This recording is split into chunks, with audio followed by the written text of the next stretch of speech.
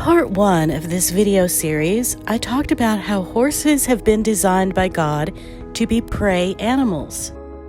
As such, we can expect them to respond to the world as any prey animal would. If you haven't watched that video, I will link it below. When humans, who are predators, begin to interact with horses, there are bound to be collisions along the pathway. Spending time and effort to understand the prey animal's point of view will help with these bumps along the road.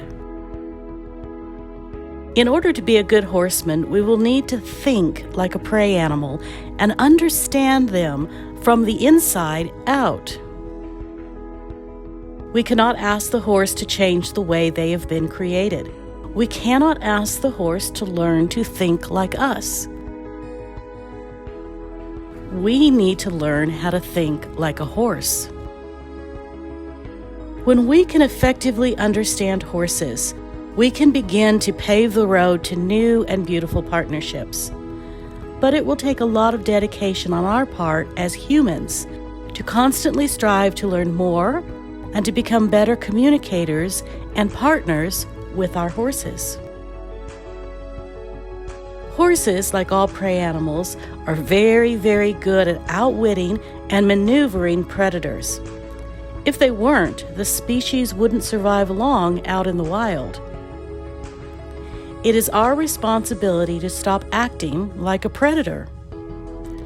We may not realize we naturally act like predators, but we do. Horses know this and will instinctively try to do the opposite of what we want.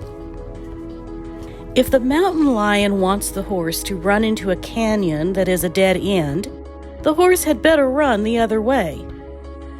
If we want to catch the horse out in their pasture, they may instinctively run away, going in the opposite direction than we want.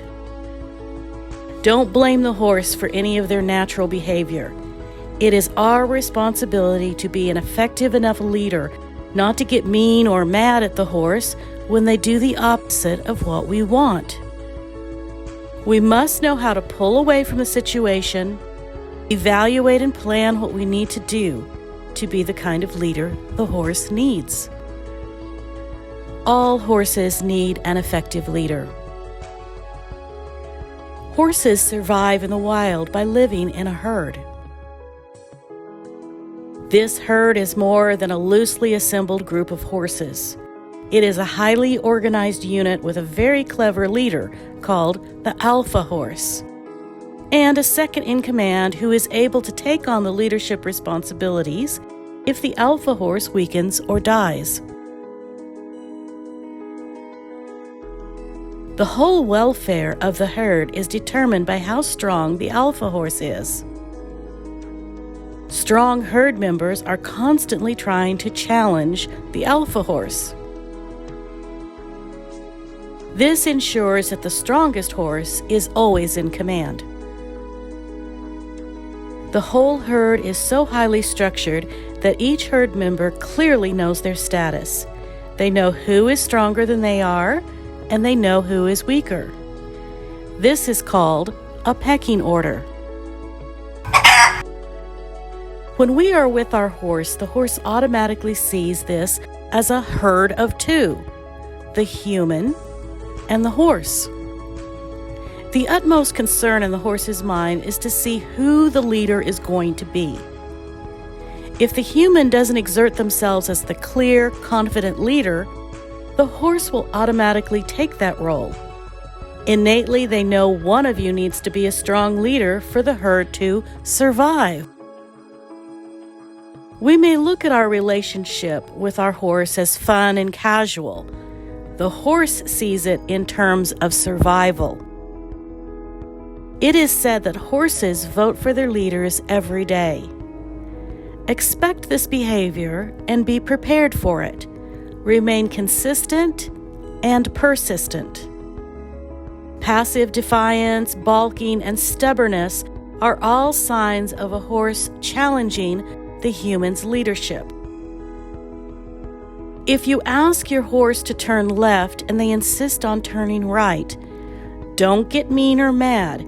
Maybe you asked like a predator with hands that closed too quickly and didn't open. Try again with soft, responsive hands. Persist until they have successfully completed the task you have asked them to do. Giving in when you are frustrated or in a hurry will just reinforce in the horse's mind that they are truly the ones in authority. Horses are complex animals, and it will take a lifetime of learning and dedication to fully understand them. In future videos, we will be exploring ways to not act like a predator as you're interacting with your horse. Be sure to check our online school site frequently for any newly published videos. Patience is the key to working with horses. Patience is really the main key to a lot of difficult things in our lives. Anything worthwhile will always take persistence and patience. Learning about your horse or a new hobby or a new relationship will always take time, but is always worth it. The Bible talks a lot about patience. In fact, it's one of the highest virtues. You can't accomplish anything if you rush through it or get angry and impatient. A slow, steady pace is the best way to get to the finish line sometimes.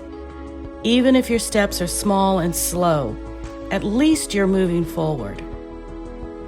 Setting goals and focusing on them each day will help to keep you encouraged.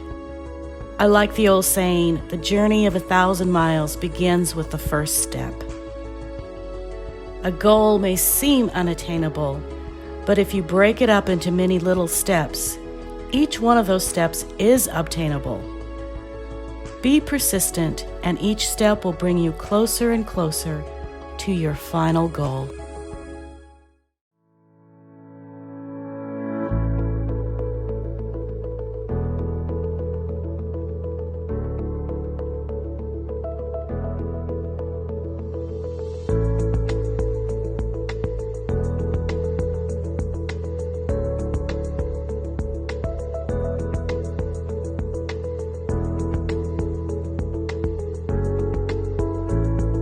You also must be patient.